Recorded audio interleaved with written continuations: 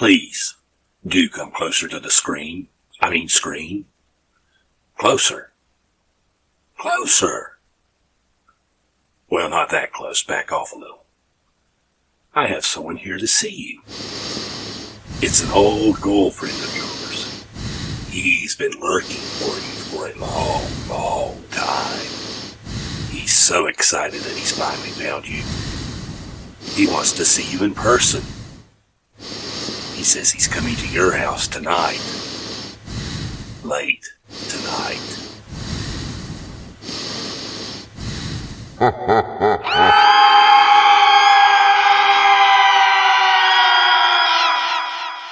Welcome aboard the Strange Express. My name is Dr. Scherzo Stantio. Ghosts. They are the subject of countless videos here on YouTube. What are these entities really?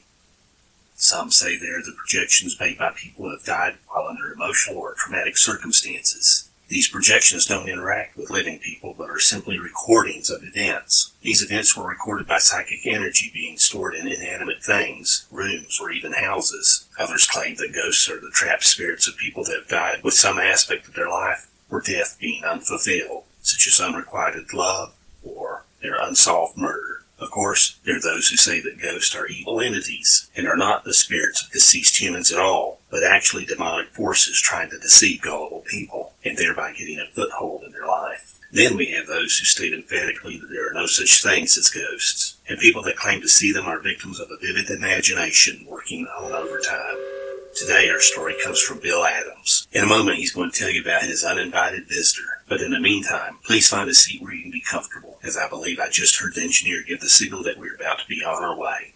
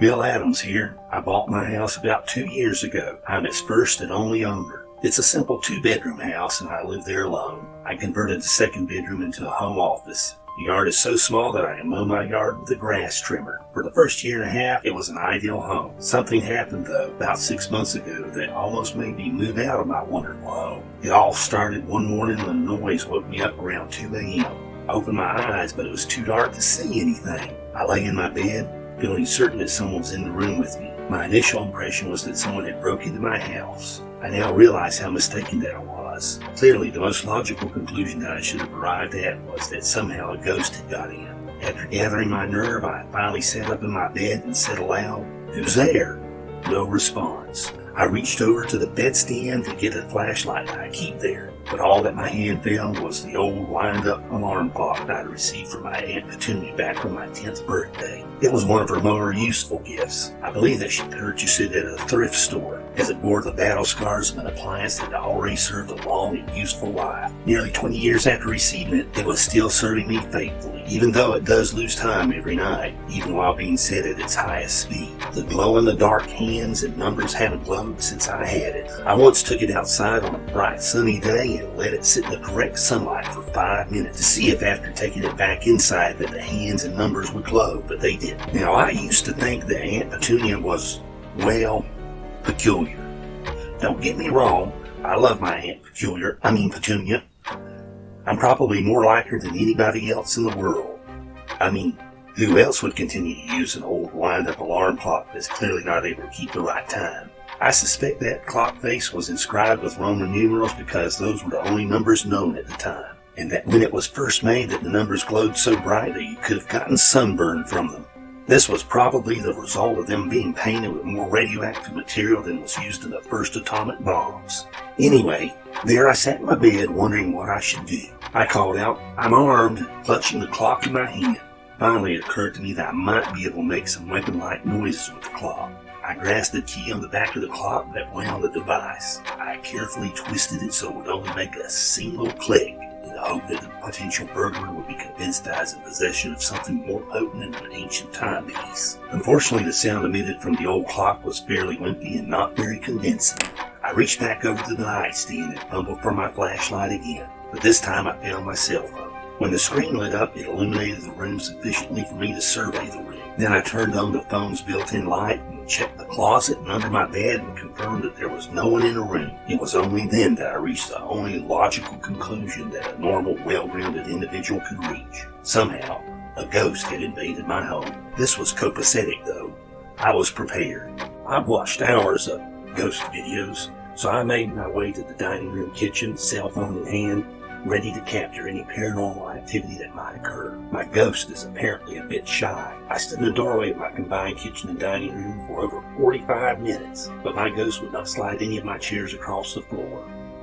Actually, this was fine with me, as I never did like the way that ghosts never had the decency to lift up the chairs and move them like normal people, but chose to slide them across the floor, scratching the tiles or wood floor. Garnering no results with the chairs, I changed my focus to the cabinets and drawers to see if my ghost would be like so many others and take offense to the items stored in the cabinets, or if it would want to rearrange my cutlery. Of course, I made sure that I was not in the line of fire behind the drawer that contained my knives. I waited.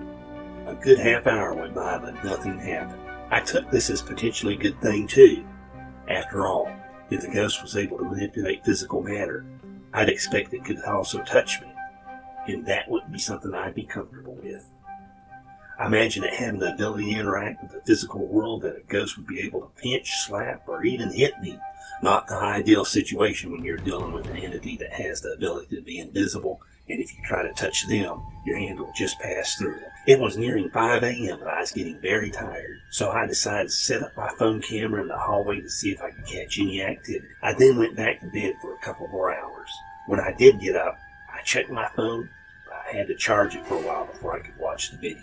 The video almost put me back to sleep. Clearly, I was dealing with a very clever ghost. You've undoubtedly seen videos where a ghost peeks his head around a corner, then jerks it back after spotting the camera. Clearly, my resident ghost was too smart for that. Realizing that it can be invisible at will, it probably walked around in full view of the camera, only it wasn't, making sure that the coast was clear for it to make itself visible. I began to feel that I was like the coyote in that pursuit of the elusive roadrunner state. I have to admit that I'm sometimes confused by ghost behavior. I've heard it said that making itself visible requires more psychic energy for the spirit. So why would a ghost make itself visible while being around a corner where it can't be seen, then peek around the corner only to make itself invisible when it becomes apparent that someone will see them? I don't understand. If they don't want to be seen, why become visible at all? I think that my ghost realized this and just didn't want to be seen. It's becoming clear to me that if I was going to be successful in capturing any phantasmal activity, I would need to step up my game. I racked my brain for an idea. It occurred to me that I could try capturing my subject on a different camera. I remembered that a couple of years ago that Aunt Petunia had given me a camera for Christmas. She told me she'd actually bought it for my birthday, which is in February, but she had bought it off eBay. Apparently it shipped directly from China, and as she had ordered it in early January, she didn't receive it until the second week of December. I never had used it because I always used my phone to take photos. I dug through my closet and finally located the box containing the camera. It was an authentic Potatomatic 5000 from the Moldy Potato Camera Company. I examined the box. This camera was really cool. It actually came with built-in programs similar to a DSLR, but it only had one fixed lens. I read the manual, which was conveniently printed in 6 languages on the box.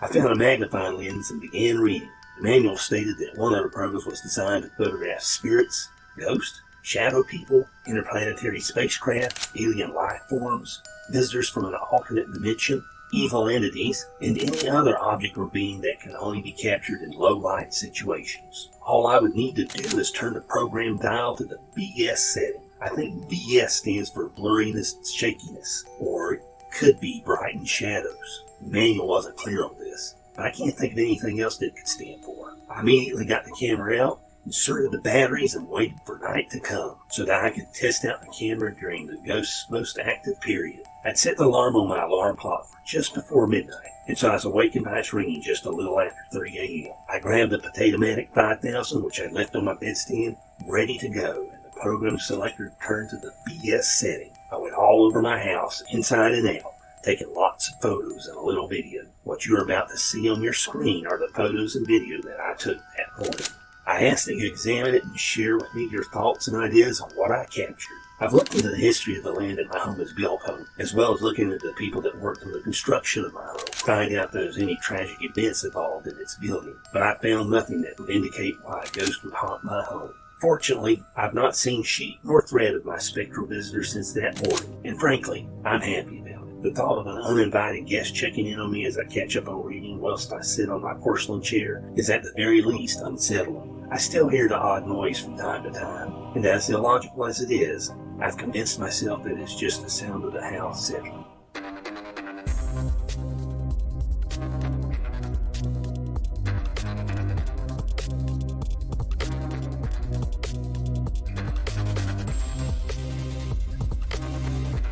Mr. Adams. That was a ghost story. Like my dentist said to me as I screamed while he performed a root canal without the benefit of anesthesia.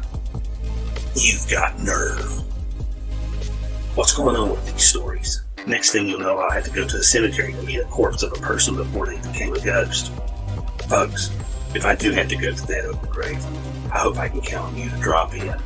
But it looks like we're about to arrive at your station, so until next time, happy rails to you.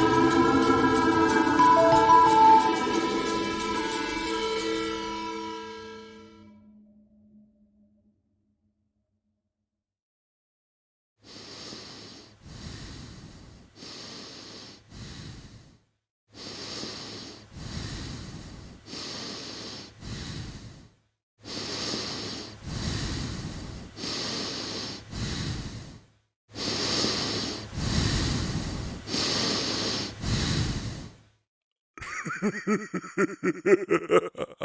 no, no, no, no, no, no.